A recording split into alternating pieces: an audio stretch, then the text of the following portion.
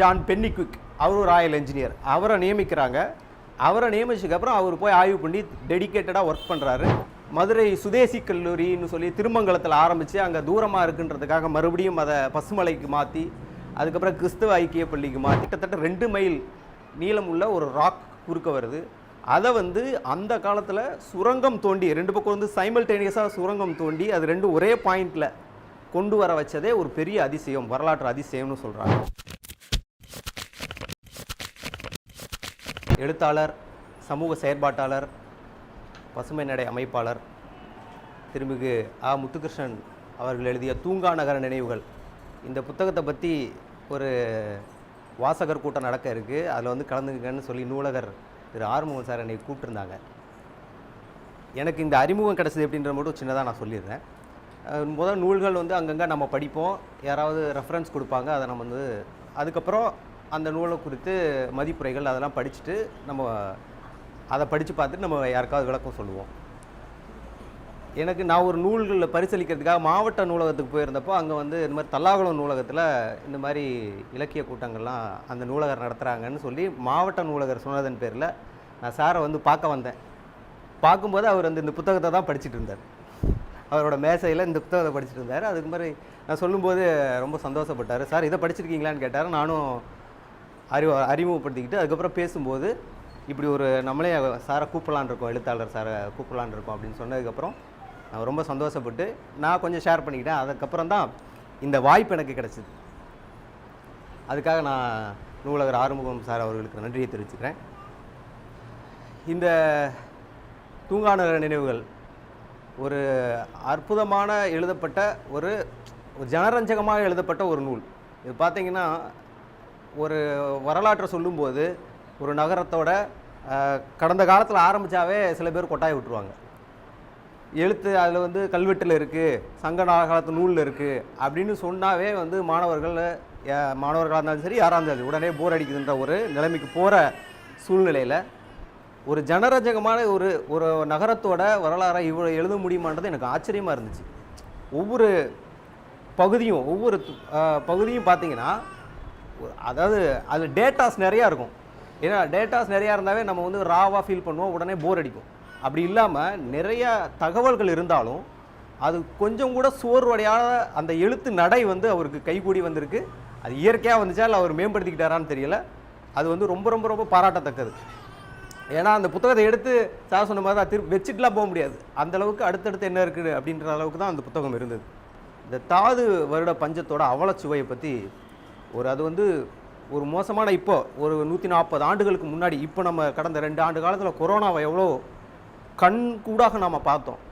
ஒரு காலார 2000 கிலோமீட்டர் நடந்து போய் தன்னோட சொந்த ஊர்களுக்கு அடைஞ்சவங்க, சாப்பாட்டுக்கு வழி இல்லாமல் கிட்டத்தட்ட அந்த காலத்தில் கஞ்சி தொட்டி இருந்துச்சு, இப்போ பஞ்சம் இல்லை.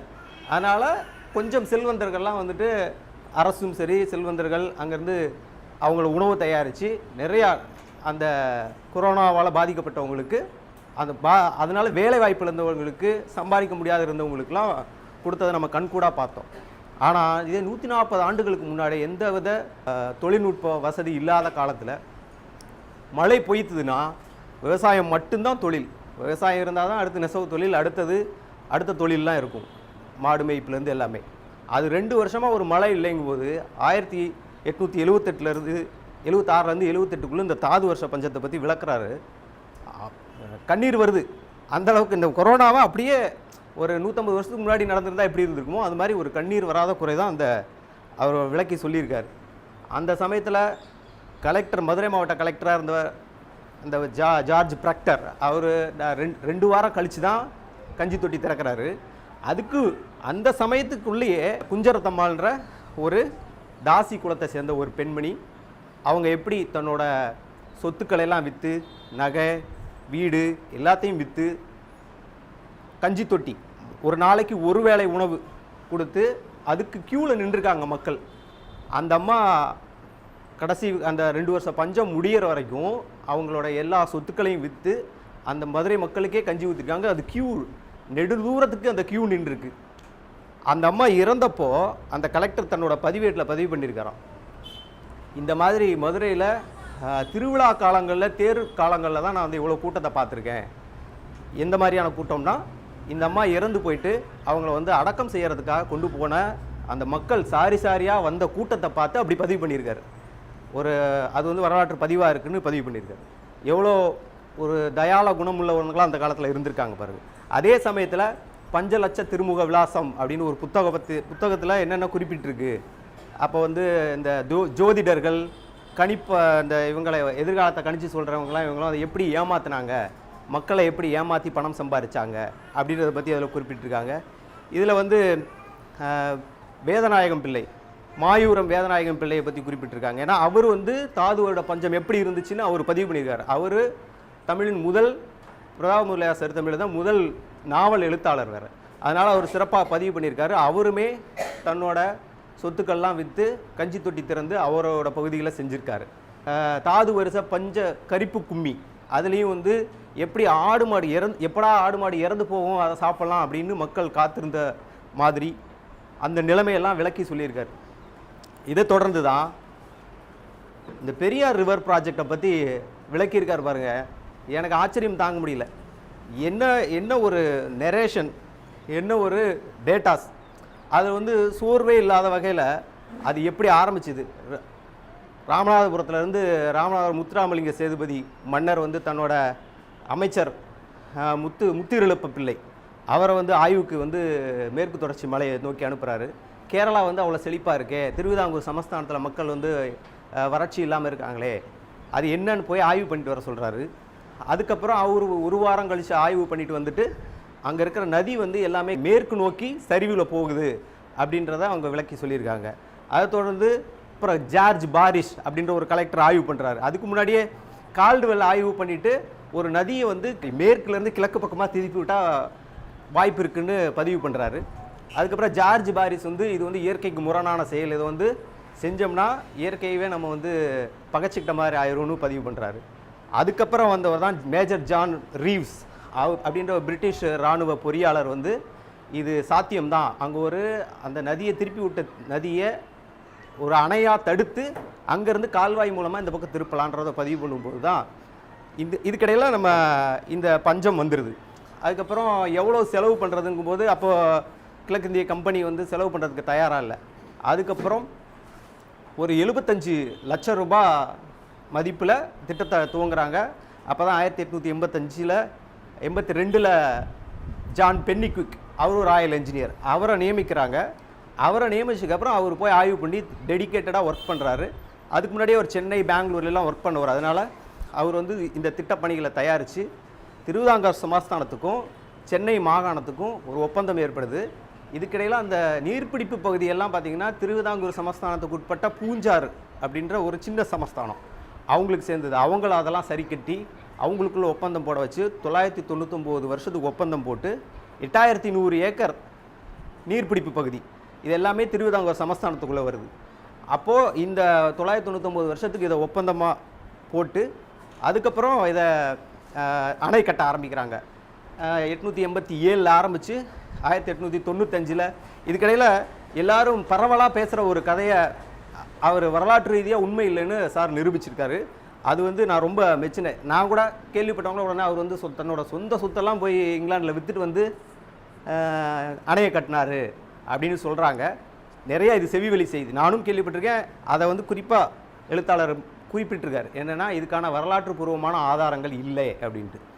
அதுக்கப்புறம் அவர் வந்து இதில் ஆச்சரியமான விஷயம் என்னென்னா அங்கேருந்து அவர் மறுபடியும் இங்கிலாந்து போய் அந்த எக்யூப்மெண்ட்ஸ் இயந்திரங்கள் எல்லாத்தையும் கொண்டு வந்து தூத்துக்குடி துறைமுகம் வழியாக வந்து துறைமுகத்திலிருந்து ரயில் வழியாக அம்மையநாயக்கனூர் வழியாக ரயில் வந்து ரயிலிருந்து அதுக்கப்புறம் மாட்டு வண்டிகள் மூலமாகவும் கட்ட வண்டிகள் மூலமாகவும் மேலே கொண்டு போய் தேக்கடியில் இருந்து முள்ளியப்பாஞ்சான் நதி தேக்கடியிலிருந்து ஒரு ரோப் கார் கூடலூர் வரையில் ஒரு ரோப் கார் போட்டு அங்கேருந்து இந்த அணையை கட்டுறதுக்கான எக்யூப்மெண்ட்லாம் கொண்டு போய் இது வந்து ஒரு இயற்கையில் ஒரு ஒரு ஒரு பயங்கரமான ஒரு முயற்சி, இயற்கைக்கு இந்த தண்ணியை தேக்கிறதுக்கான ஒரு அதிசயம், இயற்கை ஒரு அதிசயம்னு சொல்கிறாங்க. அந்தளவுக்கு ரெண்டு நதி இருக்குது, பெரியார் நதி, முல்லை ரிவர், பெரியார் ரிவர், ரெண்டையும் சின்ன சின்ன டேம் கட்டி நிறைய டேம்ஸ், 2 சின்ன டேம், அதை விட மைனர் டேம்ஸ் நிறையா. அந்த டேம்ஸ் கட்டி ஒரு பெரிய மலை நடுவில் குறுக்குது, கிட்டத்தட்ட 2 மைல் நீளம் உள்ள ஒரு ராக் குறுக்க வருது. அதை வந்து அந்த காலத்தில் சுரங்கம் தோண்டி 2 பக்கம் வந்து சைமல்டேனியஸாக சுரங்கம் தோண்டி அது 2 ஒரே பாயிண்டில் கொண்டு வர வச்சதே ஒரு பெரிய அதிசயம், வரலாற்று அதிசயம்னு சொல்கிறாங்க. அப்படி உருவாக்கப்பட்டதான் இந்த முல்லைப்பெரியார் டேம். அதனால எவ்வளோ பகுதிகள் பாசன வசதி பெற்றது. அதை வந்து அதில் எல்லாமே வரலாற்று ரீதியாக இருக்குது. ஏன்னா மெக்கன்சின்றவர் ஒரு நூல் எழுதியிருக்கார், ஹிஸ்ட்ரி ஆஃப் முல்லை பெரியார் ப்ராஜெக்ட்னு. அதில் இது எல்லாமே அதெல்லாம் ரெஃபரன்ஸ் நூல்லையும் சார் சொல்லியிருக்காங்க. அதுக்கிடையில் அந்த லோகன்ற ஒரு அசிஸ்டன்ட் இன்ஜினியர் அவருக்கு ஹெல்ப் பண்ணியிருக்காரு, டெய்லர்னு ஒரு அசிஸ்டன்ட் இன்ஜினியர் ஒர்க் பண்ணியிருக்காரு. இதெல்லாம் பார்த்தீங்கன்னா அவருக்கு இன்னமும் தேனி கம்பம் பகுதியில் லோகன்னு பேர் வைக்கிறாங்க. இவர் ஜான் பென்னிக்விக் பேருக்கு இன்னும் எனக்கு தெரிஞ்சு இன்னும் பென்னிக்விக் தேவர் அப்படின்னு பெரிய ஆளுங்களாம் அங்கே இருக்காங்க, வயசானவங்க இன்னமும் வைக்கிறாங்கன்னு நான் கேள்விப்படுறேன். அதே மாதிரி அவருக்கு இன்னமும் அவரோட பணியை பாராட்டி அவருக்கு இன்னும் வருஷம் பொங்கல் வைக்கிறாங்க. பென்னிக்விக்கு நினைவிடம் அரசு கட்டியிருக்காங்க. அதை தொடர்ந்து விவசாயிகள் குறிப்பாக அதில் வந்து அவரோட நினைவாக பொங்கல் வைக்கிறத குறிப்பிட்டிருக்காங்க. அதை விட ஆச்சரியம், அவரோட பேரன் வந்து சாரோட நண்பர் அப்படின்னு குறிப்பிட்டு அவங்கள வந்து இங்கே வந்து அதுவும் இவர் பிறந்தது இங்கே புனேல தான் அப்படின்றத, அவர் ஜான் பென்னிக்விக் பிறந்தது புனேல அப்படின்றத அவரோட பேரன் மூலமாக சார் வந்து அதில் குறிப்பிட்டிருக்காங்க. அது ரொம்ப நான் ஆச்சரியப்பட்டு படித்த விஷயம். இன்னும் நிறைய இருக்குது. குறிப்பாக மதுரை கோட்டை, மதுரையில் நம்ம கோயில் தெரியும், இவ்வளோ பெரிய கோயில். நான் நேற்று கூட ஒரு திருமோகூர் மற்றும் திருவாதவூர் கோயிலுக்கு போயிட்டு அந்த சுவரெல்லாம் பார்த்துட்டு ஆச்சரியப்பட்டு வந்தேன். அதுக்கும் மேலே ஆச்சரியமான கோயில் மதுரை மீனாட்சி அம்மன் கோயில். ஆனால் அந்த கோயிலை சுற்றி பெரிய கோட்டை சுவர் கோட்டை இருந்திருக்கு. அது தரையில் அமைக்கப்பட்ட கோட்டை. கோட்டைன்னா நமக்கு நிறையா மலை மேல் இருக்க கோட்டைகள் தெரியும், இல்லை தரையில் அமைக்கப்பட்ட கோட்டையை பற்றி எக்ஸ்பிளைன் பண்ணியிருக்காங்க. அது ஒரு வரலாற்றில் எப்படி நம்ம கண்ணு முன்னால் இருந்த ஒரு கோட்டையை ஒரு பிரிட்டிஷ் அது வந்து பாண்டியர்கள் கட்டு கோட்டை 13ஆம் நூற்றாண்டில், அதை தொடர்ந்து விஸ்வநாத நாயக்கர் காலத்தில் ஒரு 5 வாயில்களோட அந்த கோட்டை இடிச்சுட்டு வேறு கோட்டை கட்டுறாங்க, கொத்தளங்களோட 5 வாயில்களோட.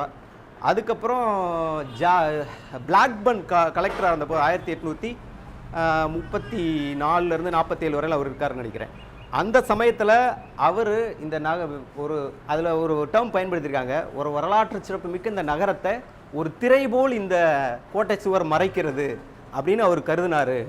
அவர் கருதியதால் அந்த கோட்டை சுவரை இடித்து நகரத்தை வந்து நெரிசல் நிறையா இருந்துச்சு. உள்ளே வந்து 5000 குடும்பங்கள் வந்துருச்சு. திருவிழா காலங்களில் 60,000 மக்கள் கூடுவாங்க. அப்போ வந்து சுகாதார கேடெல்லாம் ஏற்படுதுன்றதுக்காக அதை வந்து சீரமைக்கிறதுக்காக அகழி இருந்திருக்கு. 5100 கிலோமீட்டர் நீளத்துக்கு கோட்டை சுவரை சுற்றி அகழியோடு இருந்திருக்கிற அந்த அகழியை மூடி கோட்டை சுவரை இடித்து நகரத்தை விரிவுபடுத்த திட்டமிட்டு, அதன்படி சர்வேயர் மாரட் அவர் பேரில் இப்போ மேற்கு மாரட் வீதி, கிழக்கு மாரட் வீதின்லாம் இருக்குது.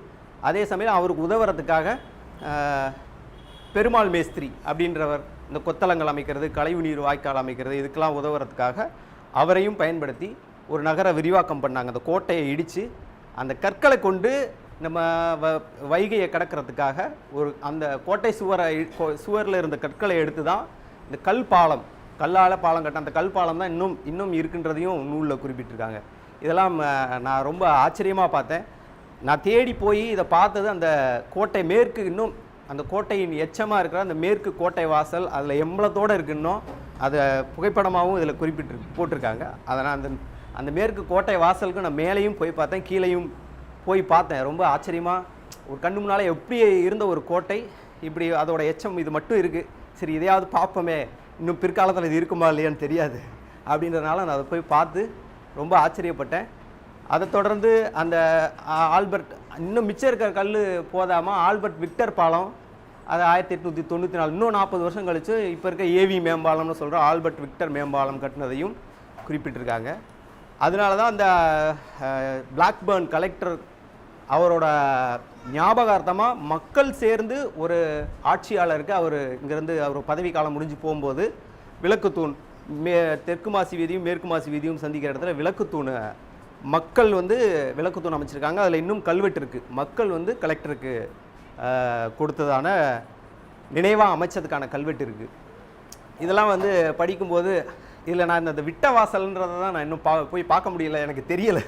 அங்கே யாரை கேட்டாலும் சில பேருக்குலாம் தெரிய மாட்டேங்குது. அதனால் அதை நான் பார்க்க வேண்டியிருக்கு. இன்னும் அது பார்க்க வேண்டிய லிஸ்ட்டில் நான் வச்சுருக்கேன் அதை. அதுக்கப்புறம் கல்வி வளர்ச்சி, மதுரையில் எப்படி கல்வி இப்போ இருக்கிற நிலைமை தெரியும் எப்படி இருக்குன்றதை நம்ம கண்கூடாக பார்க்குறோம். ஆனால் கல்வி எப்படி ஆரம்பிச்சதுன்றத ஒரு அருமையான விளக்கம் கொடுத்துருக்காங்க. எங்கேருந்து ஆரம்பிச்சிது? ஆப்வியஸ்லி மிஷனரிஸ் அவங்க வந்து மதத்தை பரப்புறதுக்கு வந்தாலும் நம்ம ராபர்ட் டி நொபிலியில் ஆரம்பித்து கான்ஸ்டான்டின் ஜோசப் பெஸ்கி, அப்புறம் எல்லாமே வரிசையாக அவங்க இத்தாலியிலேருந்து வர்றாங்க. அவங்க வந்து சமயப்பணி கூடவே வந்து இலக்கிய பணியும் ஆட்டுறாங்க.